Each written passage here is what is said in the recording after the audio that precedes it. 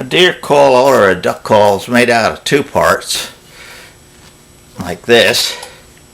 This part is what we've made already here.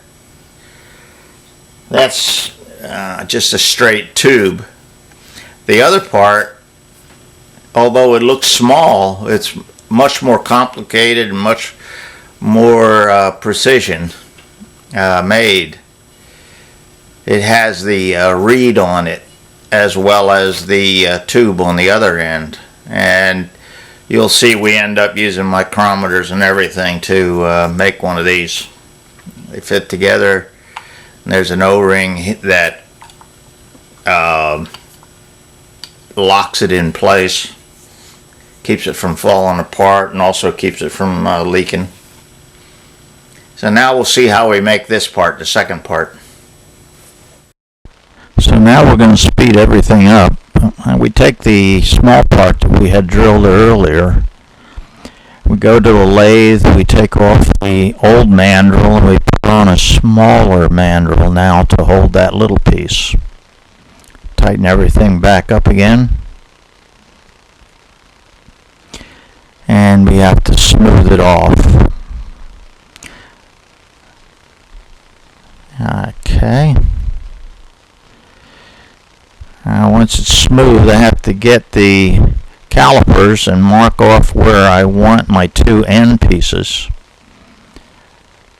I apologize for it going in and out of focus. Now I'm going to use my calipers and cut that down until I get to the same fit as the inside of the first part I made. I started using a gouge to cut away the wood faster till I get close. Now I'm using a cutoff tool, and I keep working it down slowly until I get to the diameter that I need. It has to be very close, otherwise the fit will be too sloppy. So I'm getting very close now. Almost there. Take a little bit off, and there it fits. So we take it off, make sure it fits into the end, and it does. Mount it back up. I'm going to put a little corner or a chamfer on the edge, and then I have to cut an O-ring groove. So I have a small little tool to do that. Also have a diameter that I shoot for in that little hole. Take an O-ring, push it on to the groove I just made, take some grease and put some grease on that part and the inside, and try to put the pieces together. It's a little too tight, so I take the O-ring back off, remount it, cut a little more on the groove. You have to go very slowly on this, sometimes 3-4 times till it really fits well. Here I was lucky, second fit, it made it. Take the groove back off, or the O-ring back off, remount it. Now I cut the other side where the expansion tube will go. Again, I have a diameter that I shoot for. And again, I apologize for it going in and out of focus. Now I'm using the cutoff tool again to get the diameter down to what I need. Still too big. Getting closer. I've cut a lot of this video out, as you can see there. I do have this side. Put a chamfer there. Alright, now I have to cut the end there to match the diameter of the first part that I made.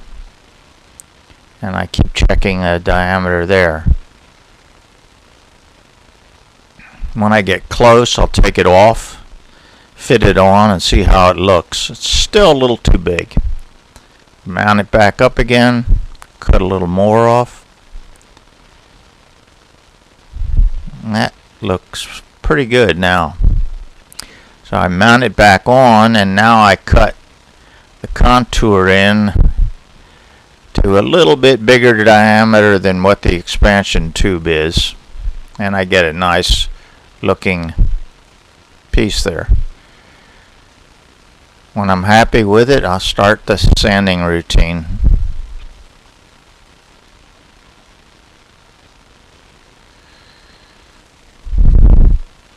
Again, I go through all the grits using tack cloth in between each grit. Get that surface nice and smooth, because you will see that when you take it apart. I want it to be nice and shiny for you. I do have my mask and shield on, although I haven't shown it on this half.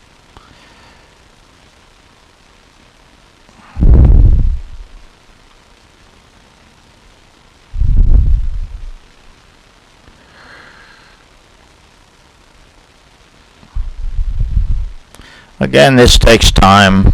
You just have to keep at it. You might find a spot that is a little bad. Right now, that was the polishing compound. 1200 grit polishing compound. I didn't like something on the face there, so I had to dress it up a little bit.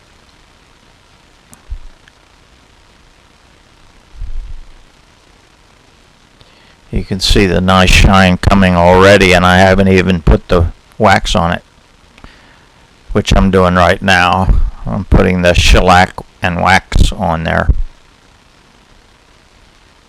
and polish it at high speed. Now I'll put some paraffin on it, just like I did the first half, to seal it some more. You notice I don't put anything on the end, because that's where I'm going to glue the shield. And that's the part. Now I go over to the workbench and I get my reed out. There's 3 parts to that. And I get a new O-ring and put it on the end. And now I match up the 3 parts of the reed, and I push them into the reed holder, get it nice and snug. Now I'm going to drill a hole down. Oh yeah, first I put on the O-ring, which you adjust for the sound that you want. Now I'm going to drill a hole for a brad, a small nail that will go all the way through and lock the pieces in so that you don't lose them when you're out in the field.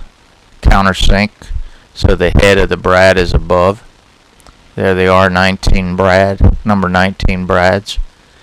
Push it in the hole, push it in the countersink. Now that will not come out.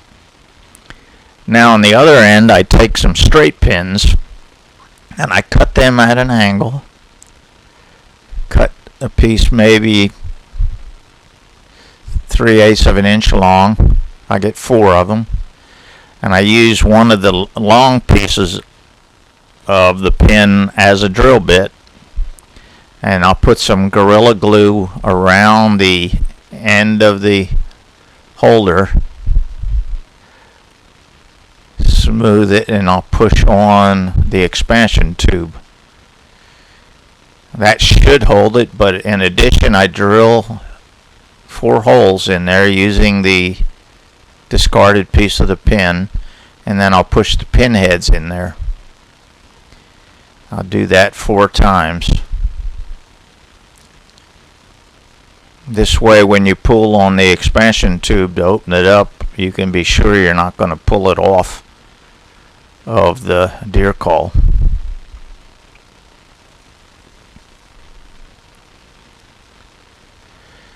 Alright, that's the last one of those.